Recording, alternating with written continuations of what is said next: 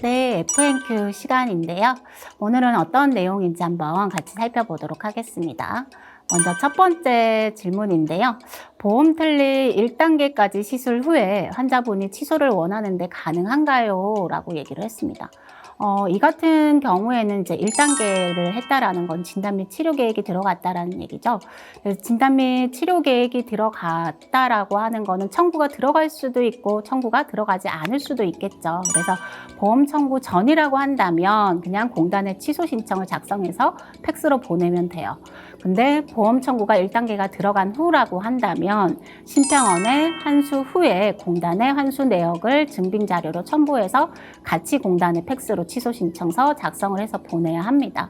그래서 환수하는 방법에 대해서 좀 살펴보도록 할게요. 일단 환수는 우리가 요양기관 업무 포탈에서 가능한데요. 요양기관 업무 포탈에서 이렇게 정상관리로 들어가게 되면 이의신청 환수 정산이 있습니다. 그래서 이의신청 환수 정산으로 들어가서 이제 환수를 하고자 하는 달을 조회를 하실 수가 있고요. 그래서 클릭을 해서 나오면 밑에 보면 환수 정산이 있죠. 그래서 거기 탭을 클릭을 해서 추가라는 게 있어요. 그래서 추가라는 거를 클릭해서 이렇게 들어가서 보면 우리가 환수를 명세서를 전액 환수를 할 건지 이렇게 쭉 기입을 하는欄이 있습니다. 그리고 여기에 보면 명세서 일련 번호를 적는 게 있고요.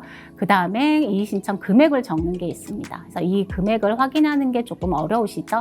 어려우실 거는 없으시고 사용하는 프로그램이 있으실 거예요. 그래서 원클릭을 사용하거나 뭐 두 번에 하나로를 사용하는 경우는 보험 청구 업무에서 우리가 보험 청구 조회를 하시게 되면 달별로 이제 우리가 환수를 하겠다라는 달을 조회를 하게 되면 이렇게 번호가 순서대로 쭉 나오는데 이게 명세서 일련 번호라고 생각을 하시면 돼요.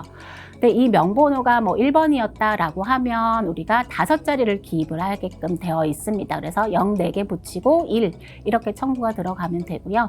근데 간혹 가다가 우리가 누락 청구를 한다라든지 뭐 청구가 조금 데이터가 변할 수도 있어요. 그래서 1번이 2번이 될 수도 있습니다. 그래서 앞으로 뒤로 왔다 갔다 몇 번 해보시면 그 수신자 성명이 자동으로 뜰 겁니다. 그래서 확인이 되시면 그 다음에는 청구 금액을 확인을 해주셔야 됩니다. 그래서 청구 금액이 얼마다라고 하는 거를 우리가 이의신청 금액에 적용을 해주시면 되시고요.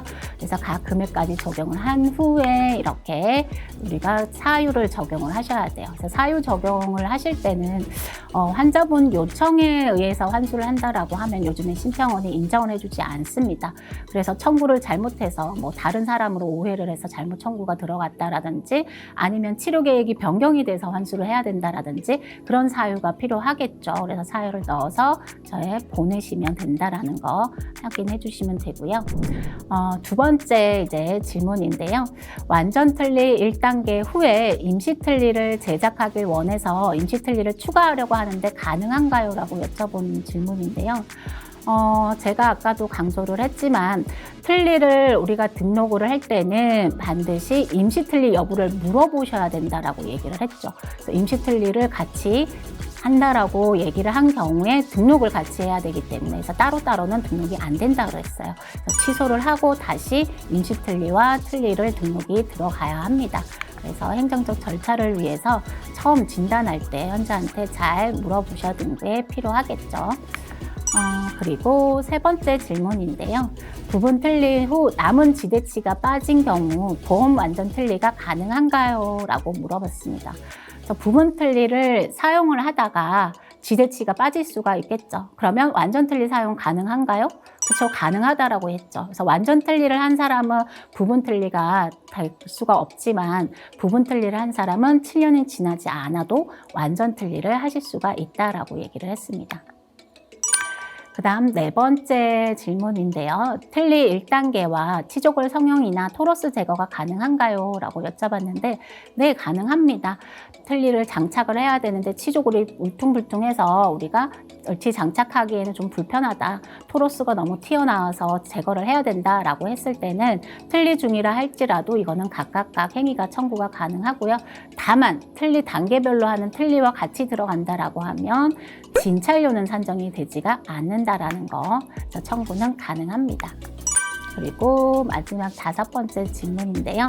환자분께서 임시틀리를 먼저 제작하고 환자분 사정으로 인해서 1년 후에 이어서 진료할 경우는 다시 등록해야 되나요? 라고 여쭤봤는데 환자분이 틀니를 하겠다라고 그 임시틀니를 제작을 했어요. 근데 갑자기 환자분께서 이제 병환으로 인해서 입원을 좀 해야 돼서 틀니를 제작을 못하는 상황이 발생을 하실 수도 있겠죠.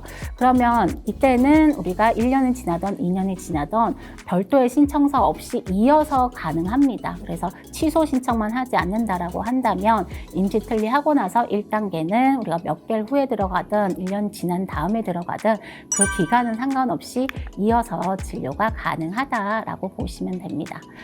산정 기준에 대해서 알아봤고요. 그 다음에 FNQ까지 알아보는 시간이었고 저희는 다음 주에 틀니 유지관리에 찾아뵙도록 하겠습니다. 고생 많으셨습니다.